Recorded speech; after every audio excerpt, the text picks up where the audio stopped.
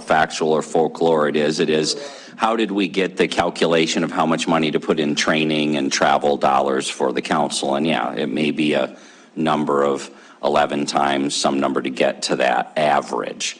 And that's what's budgeted. That is different than the contingency fund. Those are two separate things. Thank you very much. Thank you. And just going to the merits of that, I've often said that I'm concerned that council doesn't spend money for small amounts for meetings with constituents, or pays out of their own pocket, or doesn't do trainings or go to conferences that they might if they knew that money was truly allocated. And so I continue to advocate for a more specific authorization, call it a P card or some other mechanism. That's just my personal view on that one. Okay, Councilmember Boyette. And I'm sorry, not for Andy, but for Carla, or for Carla. Carla? Or, and Councilmember Parrington, you were done with Andy? Okay, good. I think so. Okay, very good. Thank you. Councilmember Boyette. Carla, HR department typically helps with the hiring, or at least posting of jobs and interviewing people prior to. How are we having trouble with the wages, or just people not wanting to be an attorney for Billings, or the lack of attorneys? Do you have any idea about all that? You know, I think a combination of both, really. We have had, typically, we would bring people in. We have a 7-step scale, bring them in at step 7. It is harder and harder now to do that. We have to compete for talent like we've never competed before. And so we tend to, we are bringing people in at a higher step typically. There's one position, we had a traffic engineer we had open for over a year. We had it on every, governmentjobs.com, every place we could post it, and we got one app in a year, and that person wasn't qualified. So we have now changed that position, and we hired it as an engineer too. And we did fill that. We believe that we're hoping to fill it this week. We've made an offer, so hopefully. But it's a combination of both. Thank you. Councilmember Rupsis. Just a quick comment, Carla, on slide 13. I wanted to say I appreciated your insight into the HR world as you kind of used the term to refer to employees who ask the same thing over and over and again as personnel re-questions. On slide 13. Could you? Oh, okay. Yeah, it was just re-questions. I just saw that. I was like, that's a totally HR kind of thing. Employees who ask the same thing over and over again.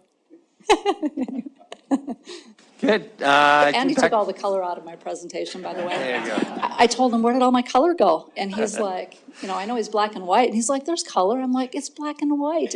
It's cheap. He claims it's. He says it's cheaper to print that way, and he's right. So anyway, I like to tease him about that.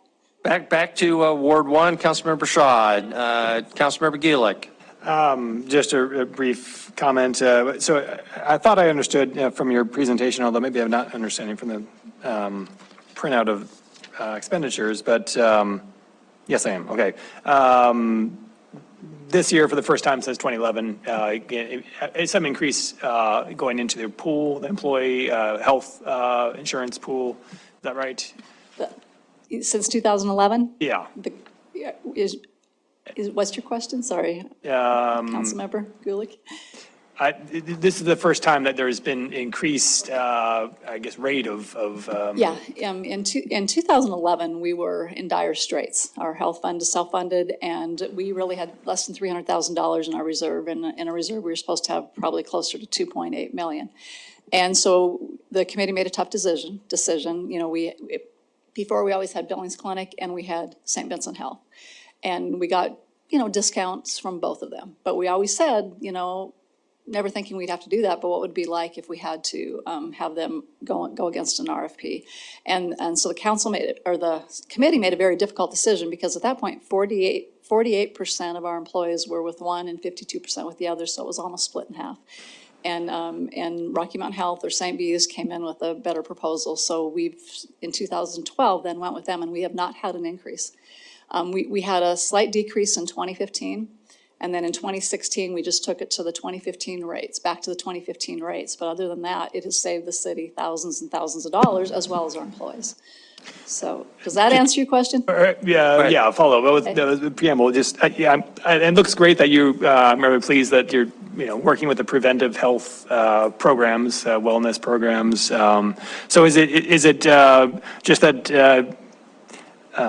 the costs have been increasing over time, that's finally catching up to us, or has it been a noteworthy change in the number of claims that has reduced our reserves?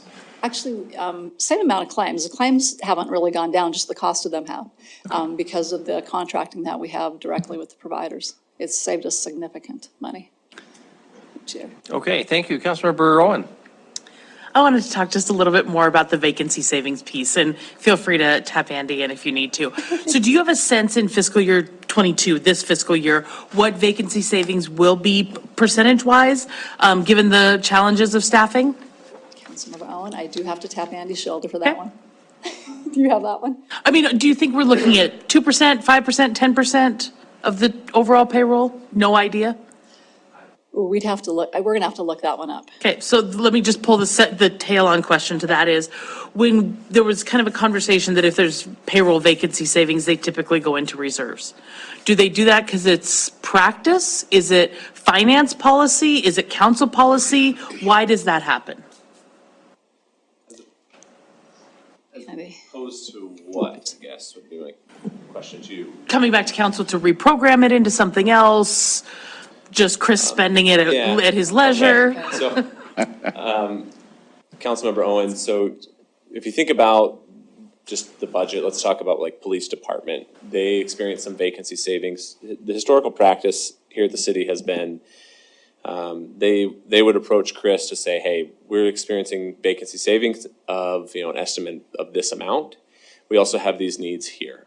Can we address these needs and, reallocate the personal services into typically a one-time purchase of equipment or replacement of stuff?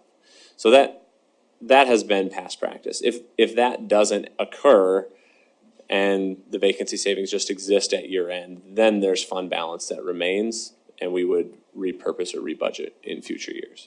Because council tells you to, because your policies tell you to, or just because it's your habit as finance director? With respect to rebudgeting in future years, well, I guess it would be because that budget authority goes away if it's unused, right? So the vacancy savings, you authorize them to spend that money, they didn't. So then in future years, if we are to spend that money, we need authority from council to do so. Unless we've signed a contract to do something, that's the only thing that would allow us to carry that budget authority over to the next year. So your written finance policies don't say unspent payroll dollars go into general fund reserves, for example? No, nothing that explicitly. No. This last question will be much easier, I promise. Your goals note that you're going to update HR policies and procedures. Do you work with Gina's department on that? Do you contract out a legal review? What's the legal input into that? We definitely will rewrite them in HR, and then we'll have a subcommittee of people to look through them, but legally, then eventually they go to legal for the final step. To our department, that doesn't go contracted out to private attorneys? Okay. We have not. Thank you. Okay, Chris, you want to comment? Could I just add a piece to the prior question? And I think it's worth noting. So there isn't a written policy, as Andy said. The good news in the culture in the organization is not a use it or lose it. And there's built up, frankly enough, trust that we have those conversations recognizing that budget authority doesn't carry over year to year. And then we do make collective decisions as to, okay, in next year's budget, we'll recommend picking up this capital item, or in the current fiscal year, as Andy said, sometimes that's the conversation. We've got a vacancy savings here, we have this need. Let me also note that in the most notable area, and that'd be public safety, just a few years ago, that was a common place with a 7-figure vacancy savings. Though I think the last 2 fiscal years, we've been within 100,000, 150,000 because of the overhiring practice. to get away from a vacancy savings just because it maybe looked good on paper, but did not look good in what we were trying to do to deal with crime and public safety.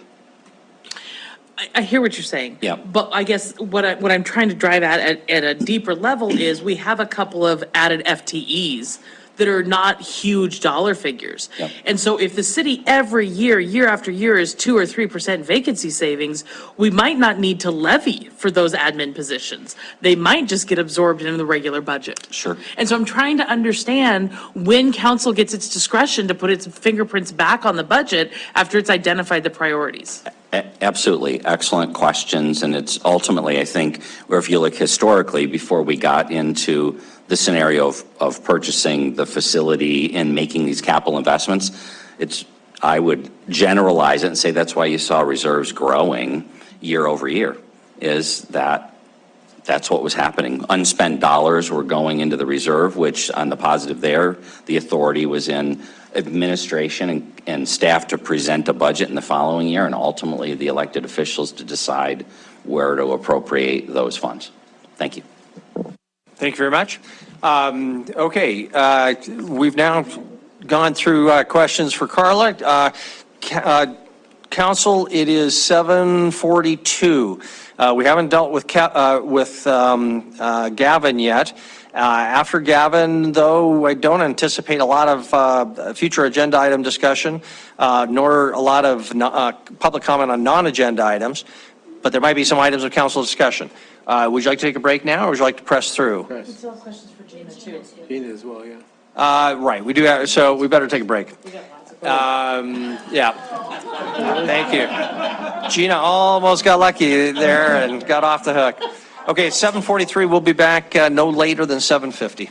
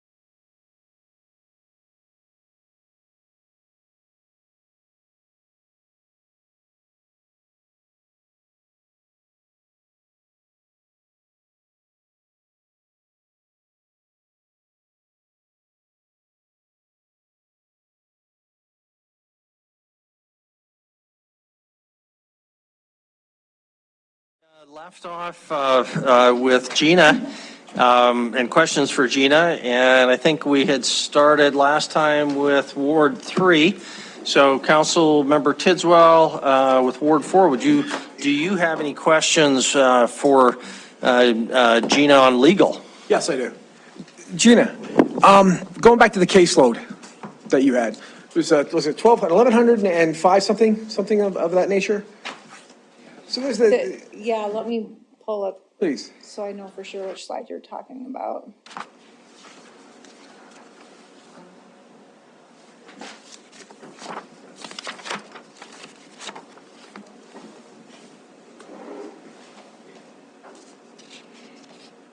There you go. Yeah. In your perfect world, what does that look like? Perfect world. Well, I would like the non-DV cases, that maroon one on the far right.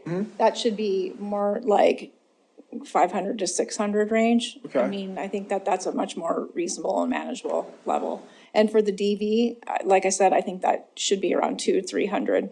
It's hard to come to an exact number just because cases, some resolve quickly, some take, an entire year to resolve. Some are more complicated, some are not. So it's really kind of a range, but that range is closer to where I think. And if we get to that level, how long, month, year, whatever, how long does it take us to catch back up? We're not backlogged any longer.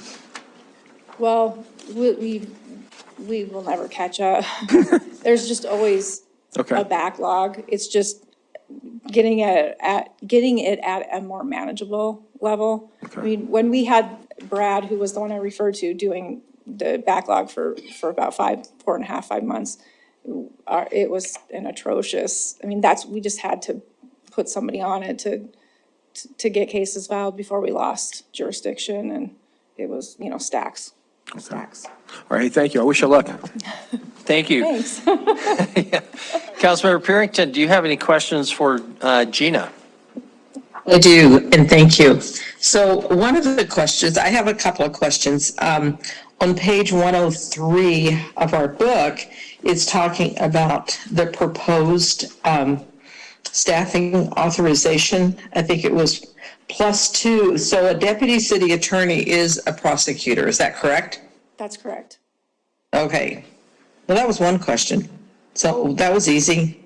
So another one, how long has it been since the fines? I suppose these are traffic fines, and I don't know what else they have. How long has it been since those fines have been increased? Oh, gosh. I would have to look that up, but I think it's been a pretty long time. I could look that up quickly and get back to you, though. And I appreciate that because I understand that it has been a while. Yeah, and just to clarify, we call it a fine, but it's more, it would probably be better described as like a surcharge, a fee or surcharge. Fines are imposed by the judge as punishment up, anywhere from up to 500 or up to 1,000, depending on the offense. The judge can impose a $100 fine, a $500 fine. This fine that we call a fine is actually more of a surcharge. It's a statutory surcharge that in addition to a fine that the court imposes, the judge also imposes fees and surcharges. And this particular surcharge can only be applied to victim witness programs that are run by the city or county. So we get that, and so we get that $50. It goes back into the general fund and is applied to our program. Okay. That's how it works. Well, that would be good to know because I didn't know that there was a difference there.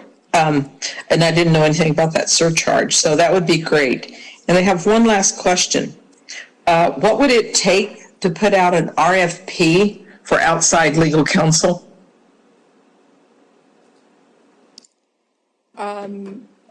I guess for prosecution services? Is that what you're referring to? Well, I guess we have it on our bills that we hire different law firms, and we don't really, I don't know what they are. Every once in a while I ask, but some of them have been ongoing cases. Some of them, I suppose, are just outside legal assistance. That's what I hear it is. So I'm just saying that it's my understanding in the past that the city attorney appoints, if you will, or goes out and just asks outside counsel. But I think there needs to be a little bit more formality with that. So I guess that would be an RFP. Yeah, I haven't done that before, so I would probably get some assistance from Andy and Chris to put something like that together. I guess what I would say, just quite frankly, is before we retain outside counsel, I don't just call up the first person. There's some research and some feelers put out. I get referrals, I get recommendations. I find out who has specific expertise in an area before outside counsel is hired. And we want to hire an outside counsel who is a good fit for the city, who has the expertise. And my personal opinion in getting an RFP, that I don't think that would necessarily meet our needs. It certainly could, possibly, but I don't think there's any guarantee, and I think that that's a riskier proposition. Okay, thank you. Thank you very much, Councilor Boyette. Thank you, Mayor. Maybe this is for Chris and probably for Kevin. It sounds like the legal department's in stress with no room. Will they be some of the first people to move to the new city hall? If not, can we expedite their part? I mean, obviously they need The help. criminal justice component is our first priority. Second to that is where we're paying leases to lease space for the obvious reason that we're paying out leases. So yes, they are amongst the first group that no matter what happens, we want to get into the new space. Thank you very much, Councilmember Rupsis. No questions, thank you very much, Councilmember Shaw, Councilmember Gulick. Just a couple of points, I guess. One is that during the presentations that were given for the public safety mill levy, it was really helpful to have with this slide what the kind of industry recommended caseloads are. So since this is a public document that goes out so that the people see, everybody gets to see as well, I would recommend putting that in there as well. Just it's a great baseline to see, we made some progress, but here's where we need to get to. My question is when there was the other slide where we were looking at when we have those really high caseloads, we're not able to file a lot of, a large percentage of them. So what happens? Yes, thank you. What happens then when they aren't, the cases aren't filed? Well, unfortunately, if we don't get them filed within the statute of limitations, then we can't file them. And we only have a year for misdemeanors to get them filed. So we work really hard to get them reviewed and make a determination before that expires. But I'm not going to say that it hasn't happened, because it has. Sure. Great. Okay, thanks very much. Thank you very much, Get Councilmember. justice served, yeah. Councilmember Rowan. So I just want to kind of talk about domestic violence in general. I have a couple questions, but I would just invite you to elaborate on this world in any other way after I ask you these questions. So I think to some extent, following up on Councilmember Gulick's question, the gap between cases and received is not just statute of limitations, but sometimes prosecutors deciding not to move forward with the case. Yeah. So there's some discretion involved in there. Specifically though, when there's a deferred prosecution agreement, where does that go? Does it go into received, filed? Where does it show up? So anything that we receive, referrals, if they're by a citation by law enforcement, or if law enforcement just sends it to us saying, review this for charges, that goes in the total cases received. Okay.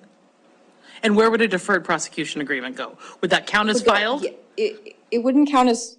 Or does it fall in that gap? Well, it depends on, so deferred prosecution agreements can be two different forms. You can have a deferred prosecution in that it's never filed with a court and we simply literally defer prosecution. Or it can be a case that's already filed with the court and then we can file an agreement with the court saying we're going to defer prosecution for a period of time. So There's the formal version and the informal version. They would both show up on the total DV cases received, but only the filed one with the court would show up as DV cases filed.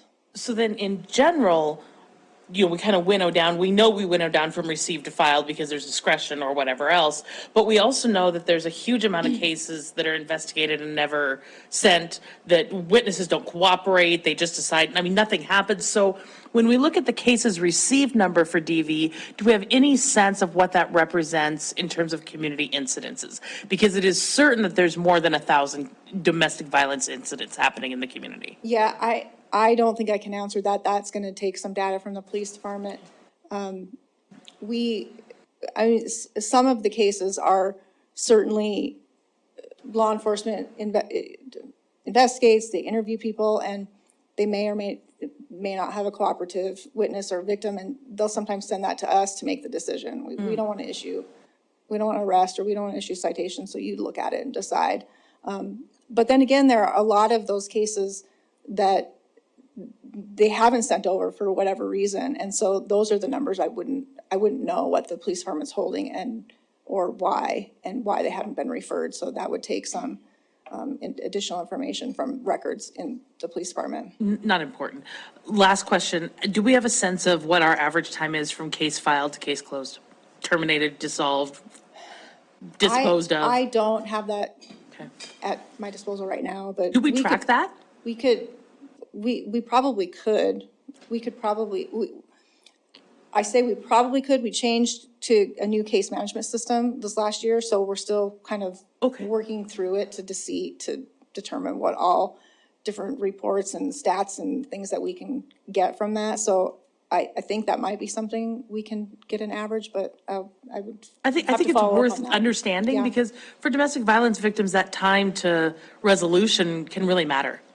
Absolutely. It does Absolutely. for any, any violent case, but it's on my Yes, mind. Absolutely. Agreed. Thanks. Yep. Thank you. Councilmember Joy? Pass. A comment and then a question, Gina. The comment is that, I've mentioned this to you before, when I used to live and work for a private firm in Minneapolis, the firm had a program where they would lend young lawyers to the city attorney's office, often on domestic violence cases, for the purpose of getting, in DUI cases, trial experience. So I did that for 3-6 months, something like that. And my salary was paid by the law firm, not by the city attorney's office. There's reasons Billings has never done that. One, it's just novel and it's not done around the state, the uncertainty factor. The other thing is you usually have to provide them with space, which we don't have. And you need to have some supervision of them, which adds some load, of course. And also the judges hated it because those cases would go to trial. And that meant that those were going to take more time and everything else. But they got their trial experience, and defendants were quick to plead because they knew, oh man, we got one of these. This is not going to go well unless we plead. So anyway, I just encourage you. That's the comment. If we get more space, if we get some more staffing capability, we might want to go back to some of the larger firms and say, would this be something you would be interested in to give scarce trial experience, which is very, very hard to come by, more so all the time. So anyway, just put that bug in your ear. Thank you. Yeah, that's an excellent idea. The question is, on your slide that shows the new FTEs that'll be added by the public safety mill levy, 3 deputy city attorneys in the criminal division, 4 support staff. This is a 30,000-foot question. Will these reduce crime? And the reason I ask is, and I know you can't answer that definitively, but Councilmember Shaw, Councilmember Purington, and I toured the jail the end of last week. And we had a couple eye-opening statistics for us. One was the number of felons there versus the number of people who are there on misdemeanors. Well over 90% they're on felonies. It's relatively rare to be jailed anytime soon for misdemeanors, and that's what the municipal court, that's what your prosecutors deal with the misdemeanors. Also, that the average time incarcerated in our jail is about 2 to 3 years. I still question that. It seems hard to believe. It's for what's supposed to be a temporary place. But if that's true, there's no room in the jail for your defendants. And so even if we, and a lot of the reasons for that delay is there aren't enough public defenders, there aren't enough prosecutors of felonies in the county attorney's office. There's not enough space in Deer Lodge to move them through. There's not enough judges. A lot of things that are beyond our pay grade. But even with this increased staff, are we then looking at a bottleneck in the system that we have no control over, and is this going to make a difference? Well, I think that, I mean, it certainly could create a bottleneck. But I can tell you just from what I know, how the jail and our office work together. While they send us every day or every week, they send us the list and they tell us who's there and they tell us the space that they need, or they say we're not taking misdemeanors anymore.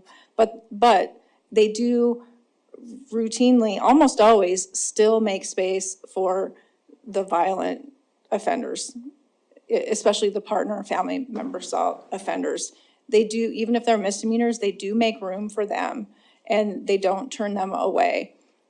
There have been, on occasion, times when they have had to turn them away, but that is very few and far and few between, whatever that phrase is. Few, yeah. They really do their best not to do that, and they really do try to accommodate even the misdemeanor violent offenders.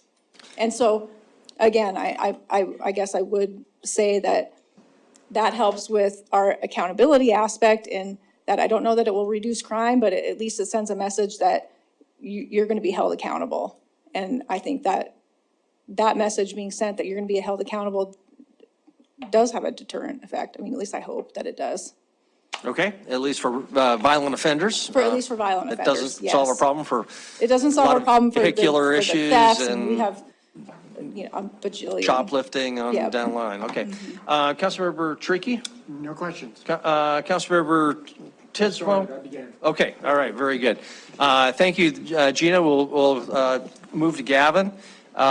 Since we started with Ward 4, Councilmember Boyette, do you have anything for Gavin? Councilor Ripsis? Okay, Councilmember Boyette. You look good dressed up. You do. I'm going to make a note of that. Thank you, sir. Did you want him to get back with his tailor, or? No, I just, those things you clean up good, so. All right, we appreciate that. Councilmember Ripsis, nothing you said? Councilmember Shaw? Thank you. I have a question about the county's contribution. Is that an equitable distribution between what the city's mills are contributing and what the county's mills are contributing in terms of what you see for use for the library, considering it is a county library? Council Member Shaw, that's a great question, actually. And, as our services now extend out, think Lockwood. So we go back to the book locker. That's going to be the third locker that we put out there. Services are definitely extending outward. I do think that's a conversation that will take place with the county commissioners. I am slated to give this presentation in June to them as well. I'm not sure if we'll broach that necessarily then, but it's definitely on the radar. Thank you. I would encourage in future presentations, if you have this information, would love to learn more about the breakdown of city residents using the library services versus county residents, just for the purpose of understanding the budget. Thanks. Councilman, if you would like, I can break that down in the way of card holders. Now, that won't give us, the data of who walks in and, views us remotely, things of that, but I can definitely provide that information. Thank you. That would give us a good ballpark. Thanks. Thank you, Councilmember Gillick. No questions. Councilmember Owen. No questions. Councilmember Joy. Thank you, Mayor and Council. I wanted to ask you about your budget goal of sustain evolving services based on expectation they will become the standard. I think that sounds excellent. I just wanted to know, create, revise, and discontinue current service models. demographics in order to implement best practices. It sounds great. I just wanted to know more details about it and what are your ideas moving forward? Thank you. Mayor and council, Councilwoman, you know, where that stems from is that the onset of COVID. When we were working in the different capacities that we did during that time, it gave us a lot of time for introspection, to hold up the mirror and ask ourselves, if we're doing X, is that still the right way to do it? Talking to staff way back 2 years ago, I heard a lot of, well, we've always done it this way. And we decided, no, that's not how we're going to do things. So one of the things we started looking at is looking at the digital landscape. How can we grow that? How can we bring more services out there?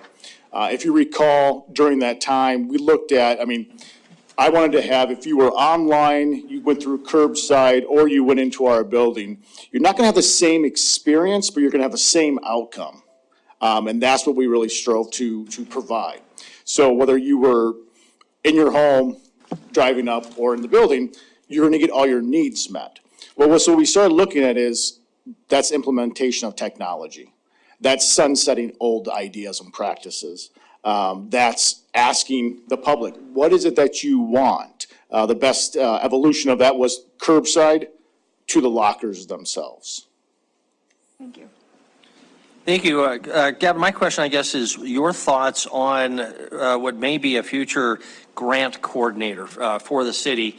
You mentioned that you had a Minneapolis, I believe, donor who is helping to fund part of your landscape project.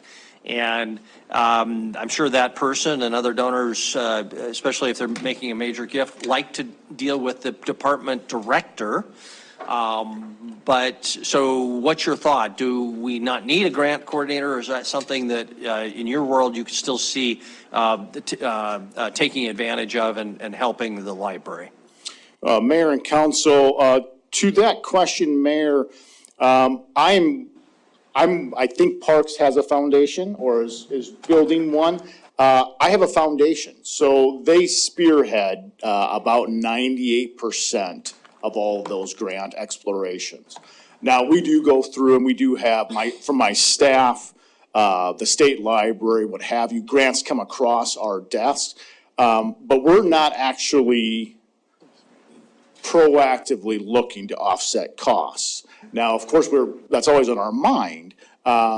This grant coordinator position, though, I think it would help us, sure. But I have, the foundation, that's really their jam, and they do a really great job of doing that. Yeah, thank you. Yeah, we need a public works foundation or something like that. Council, let's see, where do we start? We started way down there. So Councilmember Tricky? Yeah, a couple of quick and easy questions, I hope. From the, in your presentation on the internet page, what is a checkout? On the what page? Items checked out? Next one, I think. No. There are 399 checkouts. Oh, that's how many times those hot spots have circulated amongst the public. So they have a 2-week time period that you can check it out for 2 weeks, you bring it back, we check it out again. Okay. That's what that means. All right. Had me questioning. On the expenditure page, what is a healthy percentage for the library materials acquisitions? That seems kind of low to me. So we have actually a pretty healthy materials budget, to be honest, comparatively across the state and the state of Montana. We have a very healthy collection as well, meaning that it's pretty current. We are aggressive in the way of new materials, popular titles, things of that nature. We are being driven more also by public input in the way of not recommendation, but requests. If you look at Bozeman, Missoula, us, Butte, Helena, we're pretty healthy. Okay, good. I saw recently that it's a trend in libraries that a number of them are starting to not charge late fees for returning books. Do you have any thoughts on that? Yeah, Mayor and Council and Councilman. So, in March of 2020, when we shut down, converted to hospital space for the daycare, basically we said, hey, everyone, hold on to your materials. And of course, the first question that we received is, are we going to get charged for this? We said no. So that next about 12 months, as people were still not bringing items back, we realized that fines really are not playing into our budget in the way of either hindering us or helping us accomplish anything. So we did away with the fines only in the overdues.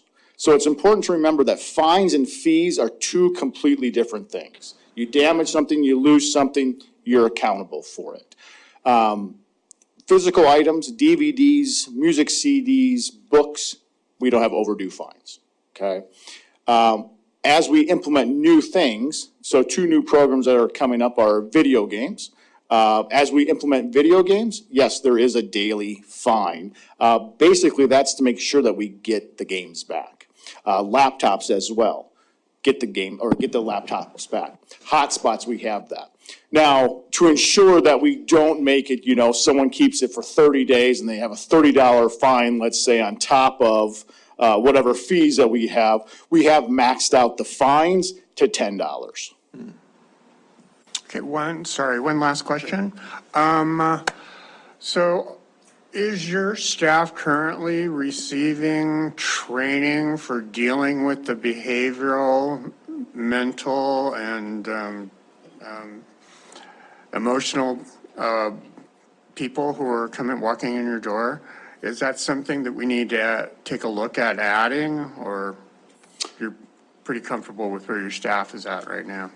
Mayor and Council and Councilman, that's a great question. It's unfair for me to say that they're equipped. None of them are sociologists, psychologists, counselors, police officers, anything like that.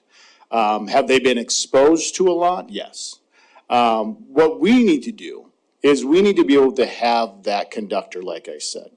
Get people the services that they need so that we can help them when they come through our doors, because we don't know what's going to come through our doors. If you recall back pre-COVID, we're having 1,500 to 1,600 people a day go through those front doors. We're about at 800 to 900 a day right now. So things are picking up.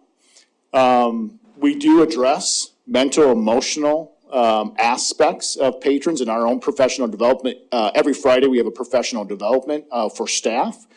We have addressed this a little bit. I will say that we've seen some elevated behaviors probably this last year more so than at any time that I've been at the helm of the BPL. These behaviors, vandalism, illicit substances in the parking lot area, things that we've been able to address and hopefully rectify in a measurable way. Obviously, we have security, but this is something that we'll be constantly addressing.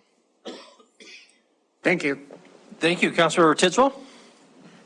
Would that be the only responsibility for that person that you would like to hire for that position? I'm sorry, sir? You wanted to hire somebody to direct traffic, as it were, would that be the only responsibility of that person, or is there a stacked list of what would be? Mayor and Council and Councilman, no, that is but one aspect of their job. Okay. They would oversee 10 employees. They would also help with the lockers as we expand. They help being a liaison, again, for customer service, looking at, troubleshooting technology on the first floor if we have community room events, liaison for security. A whole bunch goes into this position. Okay, thank you. Thank you. Councilmember Purrington, do you have questions for Gavin? Just one, and it was kind of a follow-up on the security aspect. You hire outside security for the library. Is that under personal services or is it under O&M? And how much is that approximately per year? Mayor and Council and Councilwoman, that is under O&M. Off the top of my head, I don't have that number, but it's roughly It's roughly about $9,000 every quarter, I believe. But I can definitely get that to you. Okay, thank you. Thank you. Councilor Boyette, you started. Okay, thank you, Gavin. Much appreciated. Thank you. Council, that concludes our questions, so I'm going to move to public comment. We'll come back, see if we're ready to move on off this item. Is there any public comment on item number 2? Any public comment? Anybody online? Kevin? The answer is no, so we will close the public comment period on item number 2. Council, are we ready to move on to item number 3? Yes. Okay, Council, item number 3 are highlights of upcoming agenda items. We do have a business meeting in 1 week. Of course, actually, our next agenda is about 20 hours from now. So, Chris, you want to tell us what we're doing in 20 hours? I think we have a pretty good idea. We've got our packet already, and you mentioned it early, but also maybe our business meeting coming up in a week. And I apologize, I actually didn't get to pull it up so that I could be prepared to cover it for you tonight. We didn't get the packet all approved for today, tomorrow, and While you're looking for Monday. that, Chris, I'll just comment. One of the items is the annexation of, or second reading on, wouldn't be on the annexation, but the zoning of the property at Shiloh and Zoo Drive. And one of the elements there was the development agreement, and we kind of left with staff the issue of the BBWA ditch. And you don't have to have an answer for that, but I sent you an email just reminding us all that issue is still out there, and I think is going to be discussed by staff tomorrow at your staff meeting if you haven't already. And Gina's grabbing her microphone. So should we ask Gina to buy you some more time, Chris? I just wanted to let you know that the language that you proposed has been reviewed by their legal counsel and sent back to us. It's been reviewed and we've approved the changes. It looks fine. So while I haven't seen the final draft of the entire agreement, I have seen the language, the indemnification language has been reviewed and approved. Okay, thank you very much. Anything else, Chris, that you want to give us a heads up on that you remember? Yeah, just looking at the agenda here, the last item is actually something that the council had asked for last month, which was to have a conversation about subcommittees of the council without staff homework. So I realize it's an action item night, but you're going to see that this month, which is because all the work sessions are going over the budget for the full month, you're going to see both action items have as the last items that would normally be on a work session, but rather than postpone them another 30 days or 6 weeks, it is the last item, not for you to take action on, but to discuss and come to some direction on. Great, thank you. Questions or comments, Councilmember Shaw? I was just going to elaborate on that if that's okay. Is that all right, Jennifer? To say that Councilmember Owen and I met all related to that topic and tried to kind of hash out basically a very rough draft of what this could look like and some of the questions that need to be answered. So I typed that up today, shared it with her, sent it to Chris, assuming we put our heads together in the next few days, then expect that to be in your inbox before the weekend, so you have a chance to review it and come Monday to discuss. Okay, thank you, Councilmember Rowland. I have an unrelated comment. I'm just looking at the agenda for next Monday. And is there a little announcement buried in here? Did the bill grant get signed off on? Oh, so, well, you have it for your authorization. That doesn't mean the feds have signed it yet.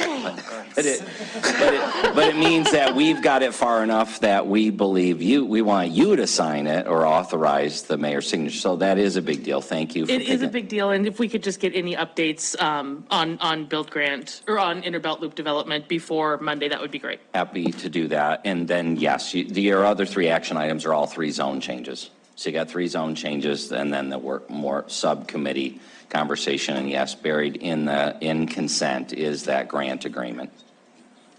Thank you. Okay, if that concludes Item number 3, technically, we need to have public comment on that. Is there any public comment on item number 3? We don't see any, so public comment is closed on item number 3. Items of general council discussion before public comment on non-agenda items. Any items of general council discussion? Councilmember Joy? Thank you, Mayor and Council. I haven't, of course, thank you, Councilmember Shaw and Owen, for working together and coming up with some suggestions for council committees. I thought about that a little bit, and I was wondering if there was consideration about whether we wanted to set some limits on the period of time that these committees would meet, and how important is attendance of council members on committees. So one of the things, having been on a couple of council committees, I've missed meetings, so I'm upfront about that. I've missed meetings, but the attendance at committee meetings gets to be really important. If the report coming from that committee, or it's something where a council member may ask, is the committee unanimous, or what kind of consensus has been built on the committee on this particular recommendation, then attendance becomes really critical in terms of input of those committee members on that, if that comes forward as a recommendation. And that's an issue where you don't always have a unanimous recommendation from a committee. So I would just like to put that little aspect of what a committee might do, put that forward so that you could maybe think about that a little bit if that's something that you haven't thought about. Thank you. Thank you very much. Anything else? Mr. Mayor, it's Pam. Yes. With regard to the Police and Citizen Advisory Board, since I was on that committee, I would propose that, one, we either go through the ones that had submitted applications, or is the plan to have a whole new, reach to try to get other people on that board? So as most people, I think, may have heard, we had one of our Police Advisory Board committee members, or commission members, whatever the right terminology is, who could not serve. And that person had law enforcement experience, which this council agreed was very important. And although there's another person on that group that does also have experience, so the question now has arisen how to fill that spot. So Councilman Purington's asking, and we did have other applicants with law enforcement experience, and we certainly could go back to them, determine if they're still interested, and in theory pick from that group. Or some other group. It doesn't have to be have that kind of law enforcement experience, although Chris has told me that the other committee members expressed a preference that this, whoever filled this spot have that kind of law enforcement background. That's secondhand. I don't know if that was the case or not. If somebody wants to comment on that, that would be great. So the question is, how do you want to fill that spot? Open it up again, let the public be aware, or just go back to that subgroup, go back to everybody who applied before. I know I've already had at least one inquiry from somebody who was interested in the spot who applied before. So, Kevin, can you just comment kind of where we're at on that situation? Sure. I attended the Citizen Police Advisory Board in the last meeting, and the committee was, quite clear that they'd like to recommend that it would be replaced with somebody with some previous law enforcement experience.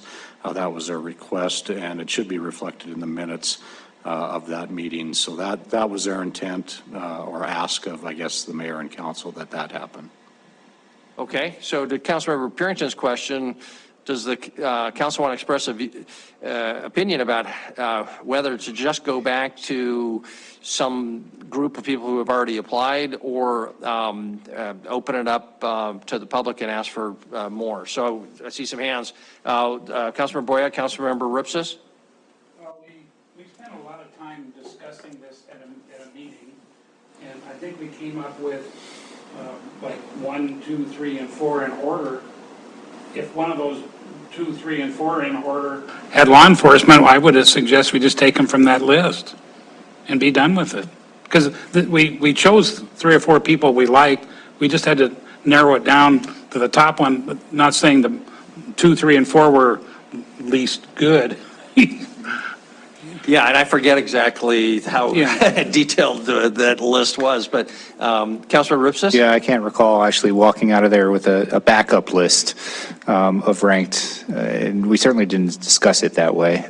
I would just say at this point, we've seated the committee. At this point, it should be open applications, and you should accept them and go through the nomination process similarly as any other open board position. That would be my recommendation.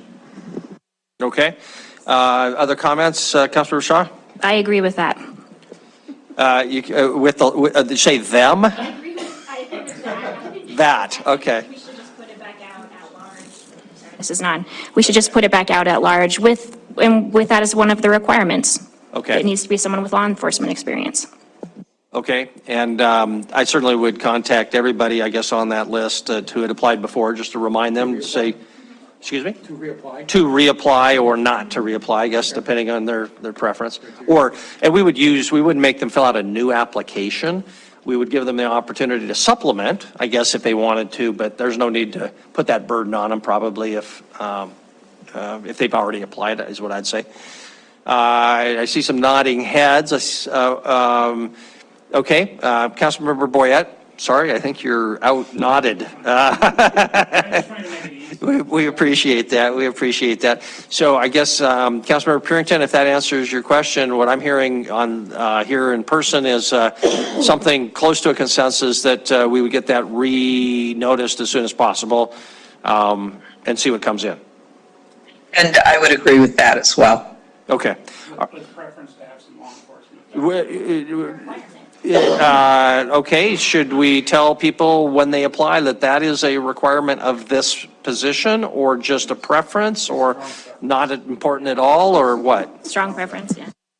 Strong preference. Strong preference bordering on requirement. Okay, all right, if Superman or Superwoman shows up, well, actually, Superman or Superman would have a lot of law enforcement experience, so that really would be perfect. Okay, then that concludes that item, I guess, and anything else in the way of general council discussion? Don't see any, so we're adjourned. Thank you very much. We'll see you tomorrow night, same bat station. And you bring it.